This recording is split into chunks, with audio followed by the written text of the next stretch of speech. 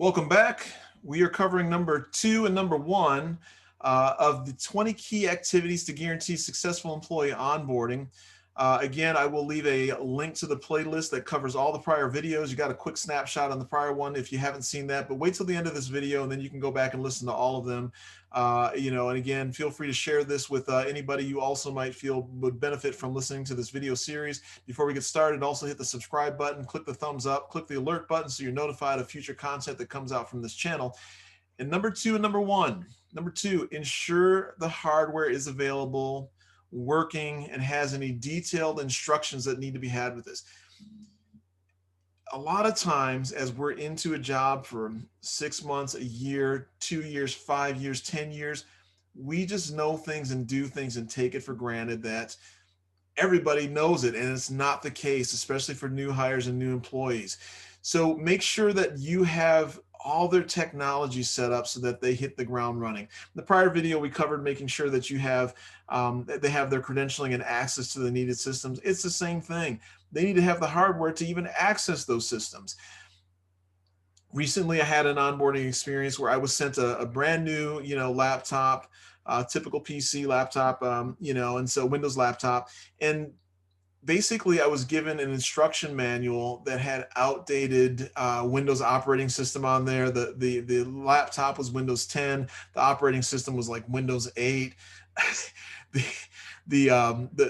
Basically logging into the Cisco AnyConnect to get my VPN was not the same thing that I needed to use here. It was just a mess. And again, it cost me about 3 hours in terms of muddling through, trying to figure this out. There weren't detailed instructions in terms of what the protocols were there. It was not not a great first impression that I had of my experience with onboarding of just the hardware piece.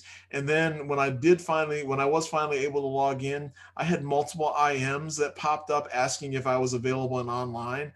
And I wasn't, because I was trying to get this thing figured out. It arrived late. It didn't arrive. It was sent out to me a day and a half after it was supposed to. So I didn't even start at the time that I was supposed to. And so it just causes a lot of unnecessary angst by not having this taken care of and making sure that this is done.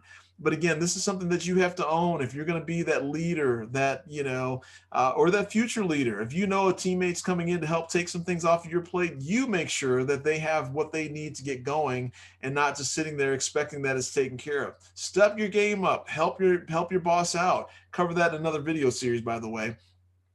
Anyway, something you can do that'll make a positive first impression, again, will help with employee retention as well. We're going to jump down to number 1. This is huge for me. I'm a germaphobe. Ensure the employee's cube is clean. And then also a nice touch stocked with starting supplies, pen, note, sticky notes, things that may not even use, a notepad, right? All of those things, it goes a long way, but there is nothing worse, right?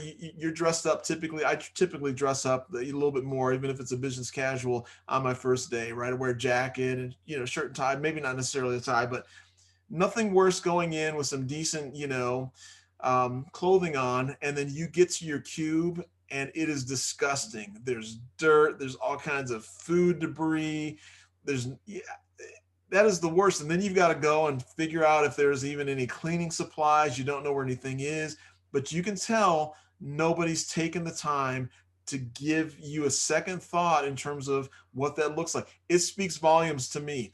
If I go into a place and it's tip-top condition, so one of the things that I do when I'm hiring somebody is I go in myself.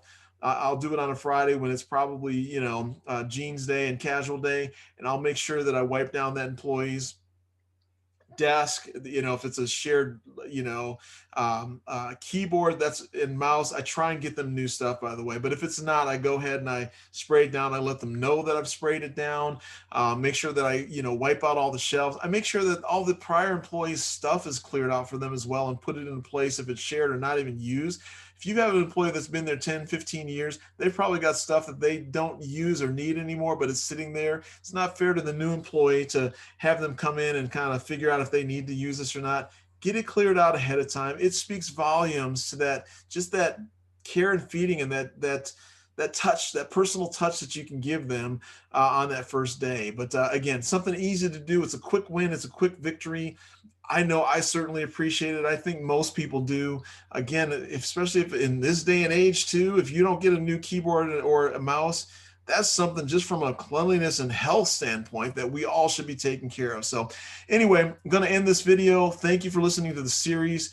I'm going to leave the playlist link in the description. Feel free to share it with anybody that can benefit from this. And then also click the subscribe button, click the thumbs up, and click the alert button so you can be notified of future content. And we'll talk to you in the next series.